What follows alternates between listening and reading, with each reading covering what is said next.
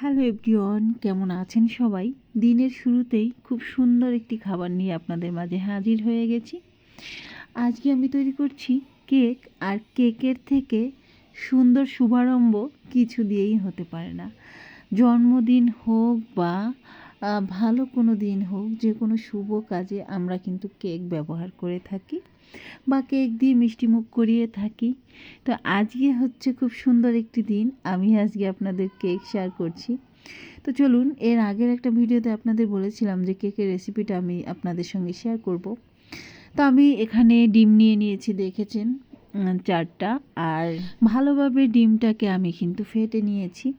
তারপরে হচ্ছে আমি ময়দা দিয়েছি পরিমাণ মতো, সাথে একটু লবণ, চিনি পরিমাণ মতো, আর বেকিং সোডা এবং বেকিং পাউডার দুটোই আমি ইউজ করেছি। তাতে কেকের ব্যালেন্সটা খুব সুন্দর হয় এবং খুব সুন্দর একটা ফ্লেভারও কিন্তু তাতে আসে এবং কেকটা দারুণভাবে কিন্তু স্পঞ্জি হয়।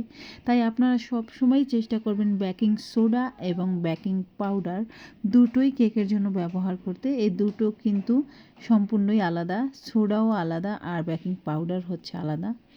আপনারা অনেকেই চিনে থাকবেন বেকিং সোডা, যেমন বেকিং সোডা হচ্ছে মুদির দোকানে পাওয়া যায়, যেটা দিয়ে আমরা সবসময় কেক তৈরি করি। বেকিং পাউডার সেটা বাদেও কিন্তু বেকিং সোডা পাওয়া যায়।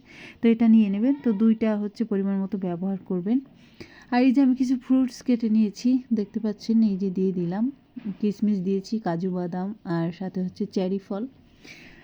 আর এই যে ভালোভাবে কিন্তু আমি এগুলোকে বসিয়ে দিয়েছি সেট করে।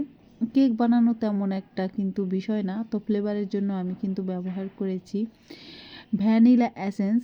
তো এই তো হয়ে গেছে আমার সুন্দর ফুলকো কেক। আর এত বেশি চমৎকার, এত মজাদার কেক হয়েছিল। এর আগে আমি কয়েকবার কেক তৈরি করেছি, কিন্তু সেই কেকের থেকে আজকের কেকটা কিন্তু অনেক বেশি বেটার হয়েছে, অনেক সুন্দর হয়েছে, আর একেবারে দোকানের কেকের মতোই হয়েছে। টেস্টও ঠিক আছে। যাই হোক, আজকের কেকটা আমি 100-তে 100 ভোট দিচ্ছি নিজে নিজেই। আশা করি আপনারা এভাবে বাসা করে খেতে পারেন।